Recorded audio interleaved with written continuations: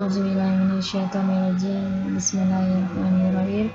Assalamualaikum warahmatullahi wabarakatuh. Saya dari kelompok 2 ingin mempresentasikan hasil diskusi kami. Sebelum itu, saya ingin memperkenalkan diri saya terlebih dahulu. Perkenalkan, nama saya Sepia Putri, jurusan Sistem Informasi. Baiklah, saya di sini akan membahas apa itu pengertian kinerja organisasi dan apa-apa saja kriteria kinerja organisasi. Pengertian kinerja organisasi. Kinerja organisasi ialah merupakan hasil kerja secara kualitas maupun kuantitas yang dicapai oleh seseorang dalam melaksanakan tugas dan tanggung jawabnya. Sedangkan organisasi merupakan susunan yang terdiri dalam perkumpulan untuk tujuan tertentu dalam membagi tugas, wewenang, tanggung jawab, hubungan, dan tata kerjanya. Jadi, definisi dari pengertian kinerja organisasi ialah suatu indikator tingkatan prestasi yang dapat dicapai dan mencerminkan keberhasilan suatu organisasi. Yang kedua, kriteria kinerja organisasi. Kriteria kinerja organisasi ialah penilaian kinerja digunakan untuk merencanakan organisasi mencapai visi dan misi perusahaan ini. Ini dapat dilakukan dengan meningkatkan komunikasi dan integrasi, membingkai tujuan organisasi, memberikan umpan balik pada strategi. Karena kinerja organisasi selalu sejalan dengan strategi organisasi. Penilaian kinerja dapat menjadi titik awal untuk meningkatkan kinerja individu dengan cara yang konsisten, dengan tujuan strategis dan tujuan akhir untuk meningkatkan kinerja perusahaan. Adapun kinerja organisasi juga dapat dilakukan dengan 4 cara. Yang pertama, daya tanggap. Yang kedua, efektivitas. Yang ketiga, efisiensi. Dan yang keempat, keadilan. Yang pertama, daya tanggap. Daya tanggap di sini ialah organisasi pelayanan publik merupakan bagian dari daya tanggap negara atau pemerintah akan kebutuhan masyarakat. Yang kedua ialah efektivitas. Yang dimaksud dengan efektivitas di sini ialah membahas apakah tujuan didirikannya organisasi tersebut tercapai atau tidak. Yang ketiga ialah efisiensi. Efisiensi yang dimaksud di sini ialah menyangkut pertimbangan tentang keberhasilan organisasi. Yang keempat ialah keadilan. Keadilan mempertanyakan distribusi dan alokasi layanan yang diselenggarakan oleh organisasi. Mungkin itu saja yang dapat saya sampaikan. Pada materi selanjutnya akan disampaikan oleh Saudari Nadia Komunisi. Bismillahirrahmanirrahim. Oke, baik. Di sini saya Nadia Komanesi akan melanjutkan materi atau pembahasan kami dari kelompok 2 yang sebelumnya sudah disampaikan oleh rekan saya, Sepia Putri. Nah, di sini saya ingin mengajak teman-teman untuk mengenal apa itu indikator kinerja, kemudian apa tujuan dirancangnya indikator kinerja, bagaimana cara mengukur dan apa fungsi daripada indikator kinerja tersebut. Nah, seperti yang kita ketahui, bahwasannya indikator ini adalah alat ukur dalam sebuah proses mencapai tujuan. Alat ukur ya, atau saya bisa katakan bahwasannya indikator ini adalah kriteria-kriteria untuk kita mencapai satu tujuan. Karena indikator ini bukan hanya menampilkan tata hasil, namun juga lebih ke proses. Nah, itu dia. Jadi atau juga bisa kita katakan bahwasannya indikator ini adalah petunjuk. Nah, petunjuk untuk kita dapat mencapai satu hasil atau satu tujuan.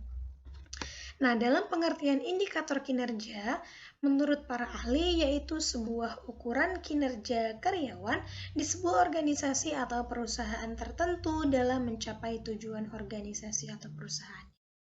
Nah, pengertian indikator juga adalah salah satu alat ukuran tidak langsung dari suatu kejadian atau kondisi. Nah, seperti saya katakan tadi, bahwasannya indikator ini adalah alat ukur, atau saya lebih nyaman mengatakannya bahwasannya ini adalah kriteria-kriteria yang bisa kita penuhi untuk kita dapat mencapai satu tujuan. Nah, di sini saya akan memberikan contoh. Nah, di mana contoh ini sering kita jumpai di dunia nyata. Di kehidupan sehari-hari sering kita jumpai. Saya memberikan di sini tentang status gizi bayi. Contoh indikatornya adalah berat badan bayi berdasarkan umur merupakan indikator terhadap status gizi bayi tersebut. Nah, kenapa? Sering kita temui bahwasannya banyak pembelajaran yang kita terima, contohnya seperti, ini hanya contoh ya, kita katakan saja bahwasannya bayi dengan usia 0 sampai dengan 5 bulan seharusnya berat badannya A. Kemudian bayi dengan usia 6 sampai dengan 12 bulan berat badannya B. Nah, tetapi suatu ketika kita mendapati sebuah kasus di mana bayi dengan usia 8 bulan yang seharusnya berat badannya sudah B, ternyata ia masih A. Nah, itu dia. Tentu di situ timbul tanda tanya besar. Nah, apa yang perlu kita pertanyakan? Yaitu objeknya, status gizi bayi. Tentu ada gangguan pada status gizi bayi tersebut. Nah, makanya kita mendapatkan kasus tersebut. Nah, untuk dalam perusahaan, kenapa penting agar tujuan perusahaan bisa tercapai dengan baik? Tentu kan kita memiliki target ya di dalam suatu perusahaan. Nah, jadi untuk mencapai target tersebut, kita harus punya kriteria-kriterianya. Atau langkah-langkah atau petunjuk atau syarat-syarat apa saja yang harus kita tempuh untuk dapat tercapainya satu tujuan. Oke, next. Nah, apa sih tujuan daripada kita cetuskan indikator kinerja ini? Nah, jadi tujuan yang pertama yaitu agar perusahaan tersebut bisa mendapatkan ukuran tentang sejauh mana pencapaian dan keberhasilan yang sudah dicapai oleh perusahaan tersebut dalam kurun waktu tertentu. Nah, lantas apa manfaatnya dari ukuran pencapaian keberhasilan tersebut?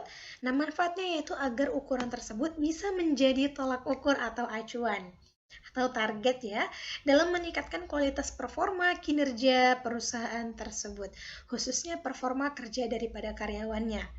Karena yang namanya satu perusahaan tidak akan luput daripada karyawan, dan juga berhasil atau tidaknya suatu perusahaan itu kita bisa lihat daripada bagaimana kinerja daripada karyawannya.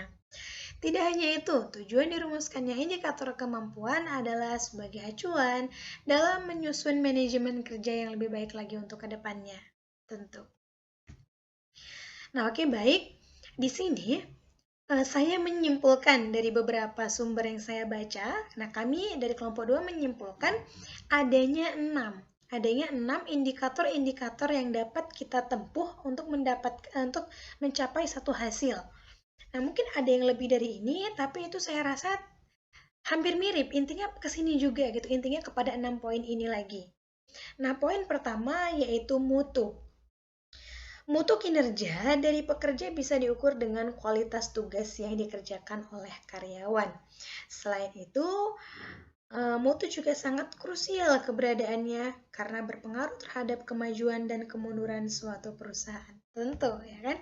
Karena gini, dalam sebuah perusahaan, mutu daripada karyawan itu tetaplah nomor 1. Karena kita dapat mempercayai bahwasannya suatu proyek atau suatu proyek itu kita berikan kepada para karyawan kita dapat menyelesaikannya itu dari mana? Kita dapat melihat daripada mutu karyawan tersebut. Atau bisa kita katakan bahwasannya di dalam suatu perusahaan mungkin ada beberapa karyawan yang sebenarnya bukan tidak bermutu, namun mungkin masih dalam tahap belajar. Nah, jadi ketika kita memiliki satu proyek, atau kita bisa katakan proyek besar, kita berikan kepada karyawan kita yang masih berproses tadi, tentunya dia akan mengalami sedikit kesulitan. Karena mungkin dia belum terbiasa, karena dia sedang belajar, karena dia sedang dalam proses tahapan belajar. Nah, jadi kita bisa melihat bahwasanya karyawan kita bermutu di bidang ini gitu.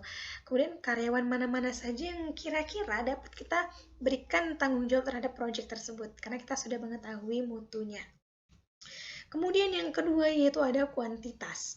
Nah, kuantitas adalah jumlah pekerjaan yang karyawan hasilkan.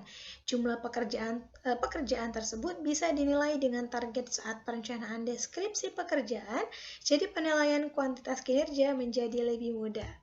Nah, tentu, jadi perlu kita ingat, dari keenam poin tersebut, dari keenam poin ini saling keterkaitan ya teman-teman, saling berketerkaitan seperti rantai.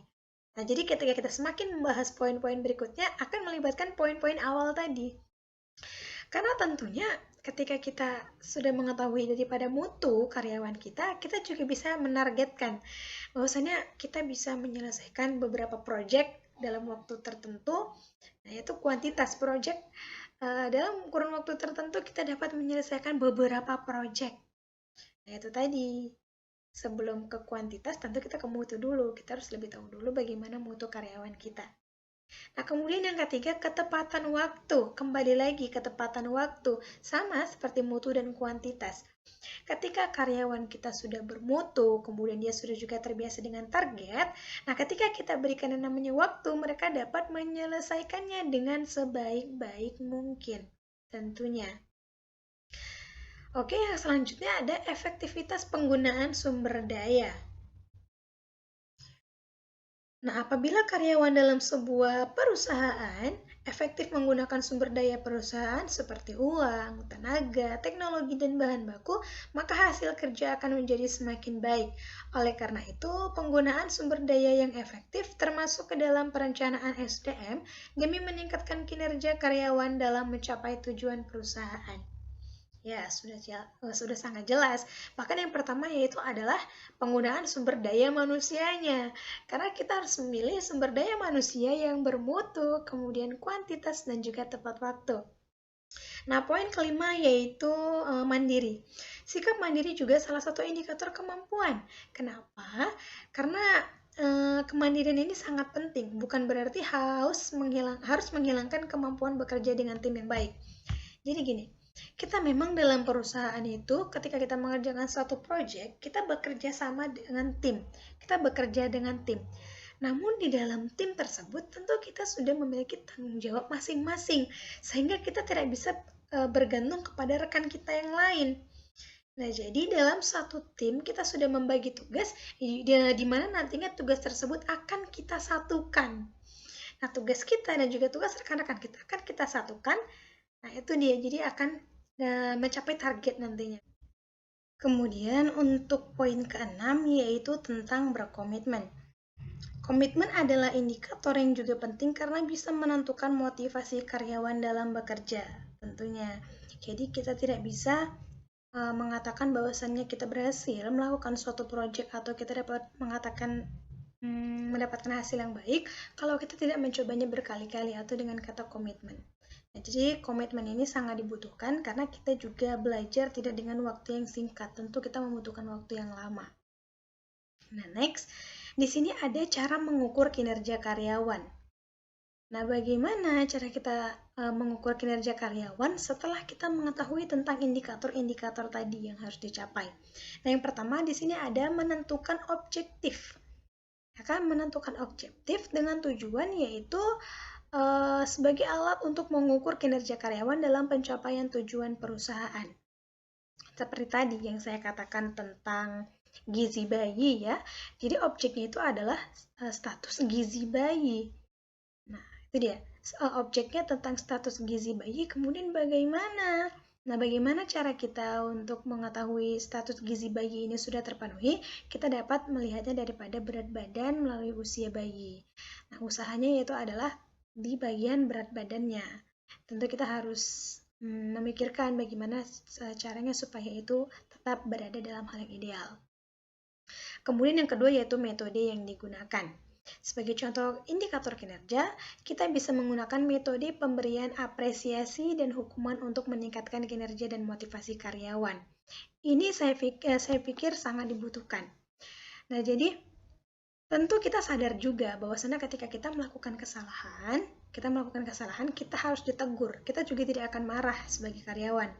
Dan kita juga sebenarnya tidak haus akan pujian. Namun secara tidak langsung, sebagai atasan dalam suatu perusahaan, ketika kita ingin menegur karyawan kita, nah setelah kita menegur ataupun sebelum kita menegur, kita memberikan pujian, biasanya teguran tersebut akan lebih mudah diterima oleh para karyawan kita, sehingga mereka dapat berkomitmen juga dengan kita. Mereka lebih semangat untuk yang namanya menyelesaikan suatu pekerjaan. Itu dia. Kemudian yang ketiga ada evaluasi. Menurut saya evaluasi ini juga sangat penting ya. Apa yang dimaksud dengan evaluasi dalam konteks ini? Nah, evaluasi merupakan proses krusial yang bisa mengetahui faktor yang menyebabkan kinerja karyawan menjadi turun serta bisa menemukan solusi untuk masalah tersebut. Ya, tentu, karena seperti tadi kita katakan, karyawan kita biasanya sudah bermutu, kemudian juga sudah bisa menyelesaikan tugas sesuai dengan pada waktunya. Namun pada satu kasus, kita memberikan proyek kepada mereka, kenapa ini melalui batas? Kenapa biasanya? Mungkin bisa kita katakan saja ya sebagai contoh, dalam satu proyek biasanya karyawan kita bisa menyelesaikannya dalam waktu 1 minggu. Namun kenapa proyek kali ini bisa sampai 8 hingga 10 hari? Nah, kita perlu menanyakan itu kepada mereka. Nah, ternyata alasannya kita katakan saja, ada salah satu karyawan yang sakit. Nah, ya kan, sehingga ia tidak bisa melakukan pekerjaannya dan pekerjaannya jadi tertunda. Nah, bagaimana solusinya? Kita harus mencari karyawan lain atau karyawan cadangan yang bisa menyelesaikan dan paham juga akan hal ini. Jadi, ketika satu karyawan sakit atau ada berhalangan, maka karyawan lain berusaha untuk membantu kinerja pekerjaan daripada proyek tersebut. Itulah mungkin yang bisa kita katakan yaitu kerja sama tim. Nah, yang terakhir yaitu ada fungsi daripada indikator kinerja utama. Nah, yang pertama di sini ada bagian dari perencanaan menengah. Fungsi indikator kinerja yang pertama yaitu sebagai bagian perencanaan menengah. Artinya apa? Perencanaan menengah di sini adalah rencana yang dieksekusi dalam jangka waktu menengah di masa depan, yakni sekitar 1-3 tahun. Nah, untuk dalam menyusun rencana tersebut, instansi atau perusahaan tersebut harus tahu tentang kinerja karyawannya terlebih dahulu. Kemudian perusahaan bisa melakukan perencanaan dengan menentukan kebijakan sesuai kinerja karyawan tersebut. 6 poin indikator tadi ya teman-teman, kembali lagi kepada mutu. Kemudian yang kedua yaitu ada alat memantau dan mengendalikan kinerja. Nah, kemampuan lainnya juga berfungsi sebagai alat untuk memantau serta mengendalikan kinerja karyawan. Hal ini karena indikator tersebut dapat menyediakan informasi tentang karyawan, tentang kinerjanya dalam rentan waktu tertentu. Nah, bagaimana kita tahu bahwasanya karyawan kita itu bermutu? Ya karena kita memantau dan juga kita memberikan bimbingan atau mengendalikan suatu kinerjanya tadi. Nah, yang ketiga yaitu membantu evaluasi kinerja karyawan. Nah, mungkin salah satunya maksudnya adalah memberikan solusi ya teman-teman. Seperti tadi yang kita katakan, ketika mungkin satu karyawan kita sedang dalam masalah, nah kita membantu untuk memberikan solusi. Karena juga tanpa karyawan, kita tidak bisa menyelesaikan proyek tersebut. Keempat yaitu membantu mengukur akuntabilitas karyawan. Akuntabilitas merupakan hal penting dalam instansi atau perusahaan. Apabila seorang pegawai memiliki akuntabilitas yang baik, maka semakin maju juga perusahaan atau instansi tersebut. Benar, karena maju atau mundurnya suatu perusahaan itu tergantung juga kepada karyawan. Tidak bisa kita pungkiri ya teman-teman. Nah, sekarang kita akan masuk kepada model-model pengukuran kerja. Yang pertama ada yaitu degree feedback. Metode ini merupakan jenis penilaian kinerja yang populer digunakan pada kebanyakan perusahaan saat ini. Metode ini bekerja dengan cara memberikan penilaian kinerja yang didasarkan pada masukan evaluasi-evaluasi, tidak hanya sumber dari sumber eksternal, namun juga melibatkan banyak level lainnya. Nah, yang kedua yaitu adalah metode BARS.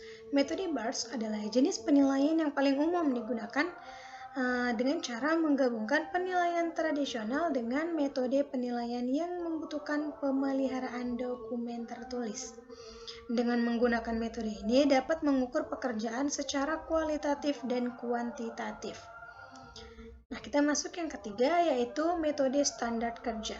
Metode ini merupakan jenis penilaian yang dilakukan dengan cara membandingkan kinerja karyawan dengan standar yang telah ditetapkan oleh suatu perusahaan.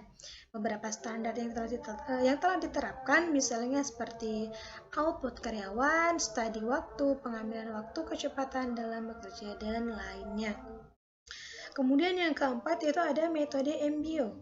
Metode MBO dilakukan dengan cara menggunakan indikator SMART untuk menilai kinerja karyawan berdasarkan tujuan tertentu yang telah diterapkan dalam periode waktu tertentu juga. Hal ini menggunakan 3 tahap, yaitu planning, monitoring, dan reviewing untuk mendiskusikan hasil akhir yang dicapai. Nah, yang kelima yaitu ada metode peringkat. Sesuai dengan namanya, metode ini dilakukan dengan cara menempatkan seluruh karyawan ke dalam suatu urutan kinerja keseluruhan. Karyawan terbaik akan diberikan peringkat tertinggi, sedangkan peringkat terendah ditempati oleh karyawan dengan kinerja yang tidak sebaik peringkat atasnya. Nah, itu tadi metode-metode yang dapat kita lakukan untuk mengukur kinerja daripada karyawan di suatu organisasi atau institusi dan juga lembaga. Oke, nah baik. Demikianlah materi yang dapat kami sampaikan dari kelompok 2. Kami selaku penyampai materi, pemateri meminta maaf apabila dalam perkataan kami ada kesalahan-kesalahan yang kami perbuat, karena memang kebaikan itu datangnya hanya dari Allah Subhanahu wa taala, Tuhan semesta alam. Kemudian semoga apa yang kami sampaikan dapat bermanfaat bagi teman-teman, rekan-rekan semuanya, dapat dimengerti juga. Nah, mungkin kita nantinya dapat membuka kelas diskusi ya teman-teman, apabila mungkin ada beberapa yang ingin kita bahas lebih lanjut. Nah, sebelumnya saya ucapkan terima kasih kembali sekali lagi juga kepada dosen pengampu. Nah, saya mohon maaf sekali lagi. Saya sudahi, wabillahi taufiq wal hidayah. Wassalamualaikum warahmatullahi wabarakatuh.